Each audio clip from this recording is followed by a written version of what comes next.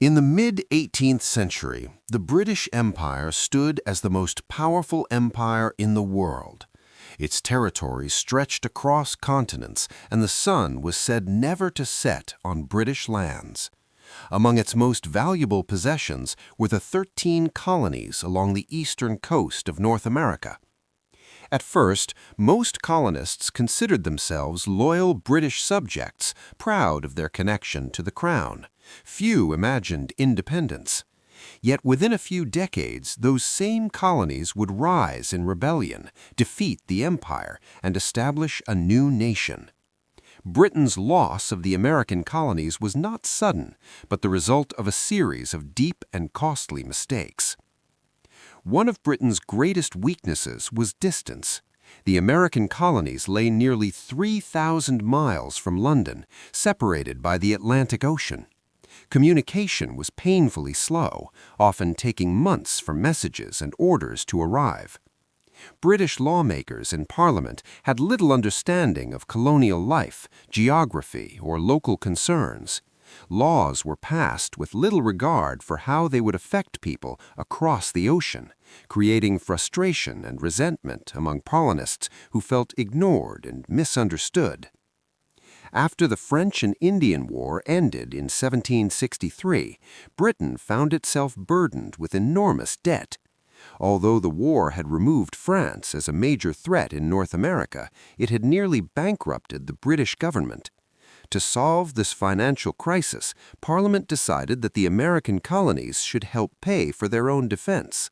New taxes such as the Stamp Act, the Townshend Acts, and the Tea Act were imposed, placing a heavy burden on colonial society and fueling widespread anger. The real issue, however, was not simply taxation, but the principle behind it. The colonists had no representatives in the British Parliament, yet they were expected to obey and finance its decisions. This led to the powerful slogan, "No taxation without representation." To many Americans, these taxes were not just unfair, but a violation of their rights as Englishmen. This belief transformed economic frustration into political resistance.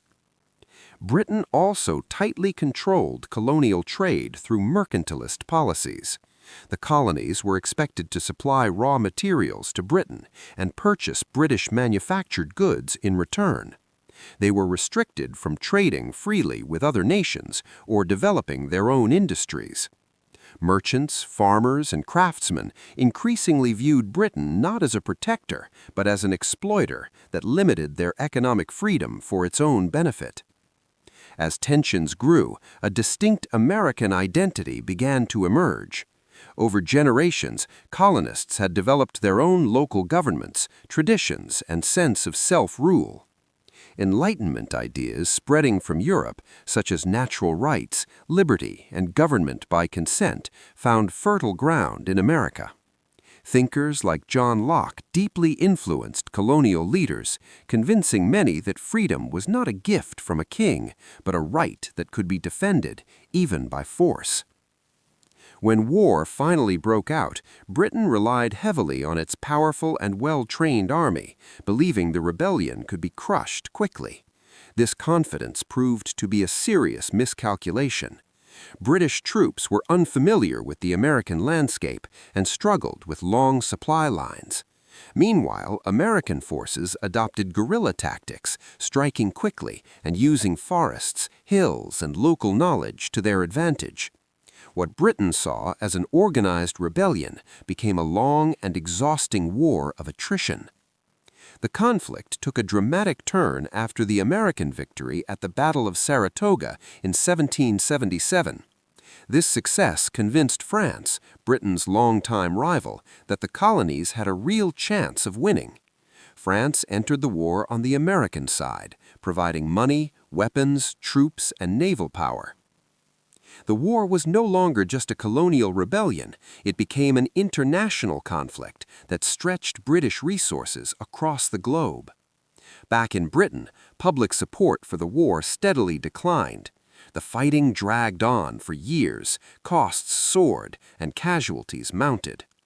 Many in Parliament and among the public began to question whether the colonies were worth the immense expense. War fatigue weakened Britain's resolve and reduced the political will needed to continue the fight. The decisive blow came in 1781 at the Battle of Yorktown, where British forces were surrounded and forced to surrender. This defeat effectively ended Britain's hopes of regaining control over the colonies. 2 years later, in the Treaty of Paris of 1783, Britain formally recognized the independence of the United States. The loss of the American colonies marked not just the defeat of an empire, but the birth of a new nation and a turning point in world history, proving that even the greatest empires could fall when they underestimated the power of resistance and the desire for freedom.